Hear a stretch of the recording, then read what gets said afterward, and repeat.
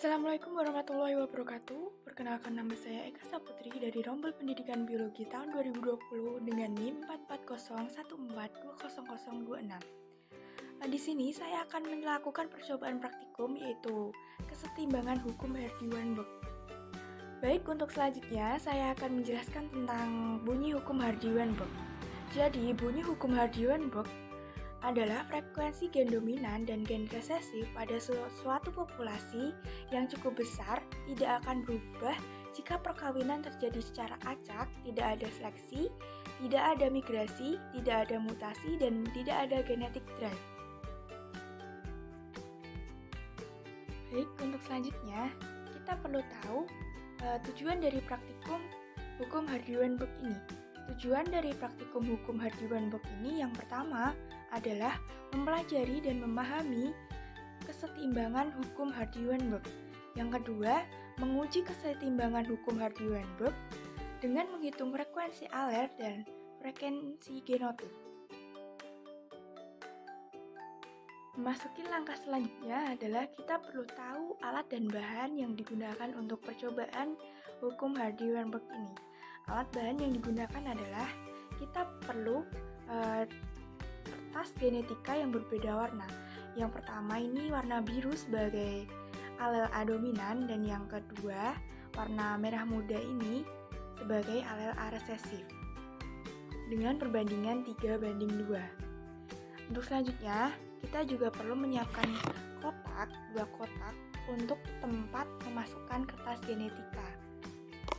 Lalu alat yang selanjutnya adalah kita perlu menyiapkan alat tulis untuk mencatat hasil percobaan hukum Hardy-Weinberg ini. Baik, untuk selanjutnya mari kita ikuti langkah-langkah atau cara kerja dalam percobaan hukum Hardy-Weinberg ini. Ayo. Siapkan kertas dua warna biru dan merah muda dengan biru sebagai simbol A dominan dan merah muda sebagai simbol alel resesif. Kemudian, masukkan seluruh kertas warna ke dalam masing-masing satu wadah yang berbeda sehingga total kertas yang dibutuhkan pada praktikum ini ialah 60 kertas warna biru dan 40 kertas warna merah muda. Kemudian, ambil masing-masing satu kertas dari tiap wadah tanpa melihat, lalu catat hasilnya dan masukkan kembali kedua kertas tersebut dalam wadah asalnya. Lakukan kegiatan tersebut sampai mendapatkan 100 individu baru. Pengembalian kertas ke wadah semula dimaksudkan agar tidak terjadi mutasi, tidak terjadi seleksi, tidak terjadi migrasi, dan tidak terjadi genetic drive. Baik, berdasarkan percobaan yang telah dilakukan, didapatkan hasil praktikum sebagai berikut.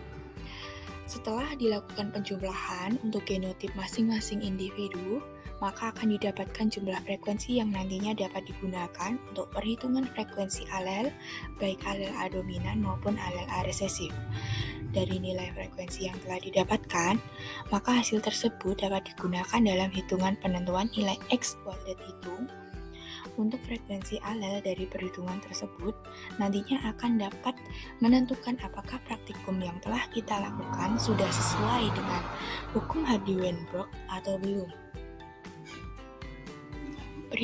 Perhitungan penentuan nilai X kuadrat hitung dilakukan menggunakan uji chi-square yang telah teman-teman pelajari di praktikum sebelumnya.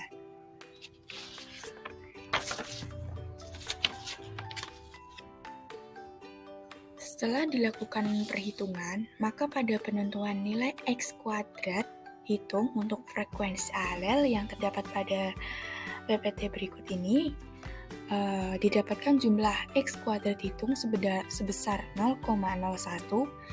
Kemudian untuk nilai X kuadrat tabel menggunakan nilai sebesar 3,84. Nilai 3,84 ini didapatkan dari tabel chi-square dengan tingkat ketelitian 95% dan ketidakpastian 0,05. Lalu, menggunakan nilai df sama dengan 1, karena sesuai dengan rumus, df sama dengan n-1 adalah jumlah alel, sehingga nilai df sama dengan 2 min 1 sama dengan 1.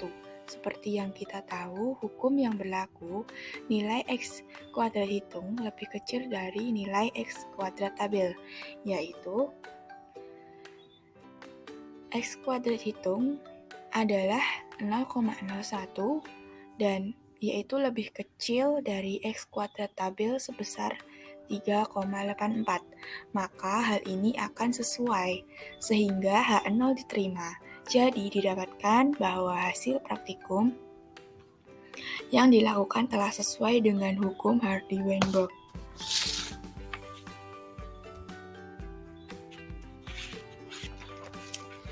Kemudian untuk selanjutnya yaitu penentuan x kuadrat hitung untuk frekuensi genotip.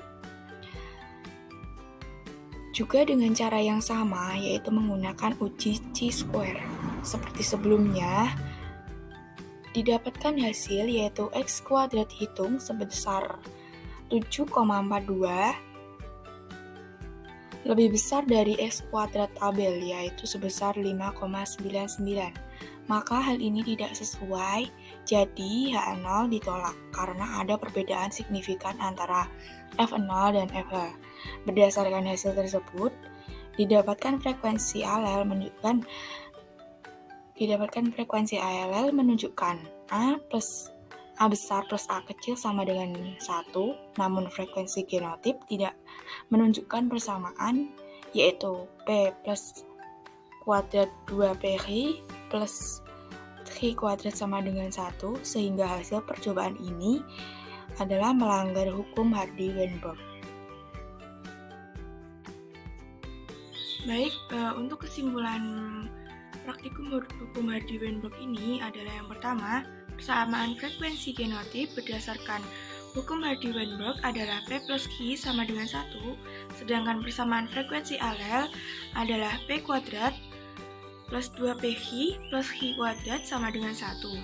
Untuk kesimpulan yang kedua adalah berdasarkan hasil percobaan melalui uji chi-square menunjukkan bahwa hasil yang diperoleh frekuensi genotip dan frekuensi alel tidak sesuai dengan hukum Hardy-Weinberg atau H0 ditolak.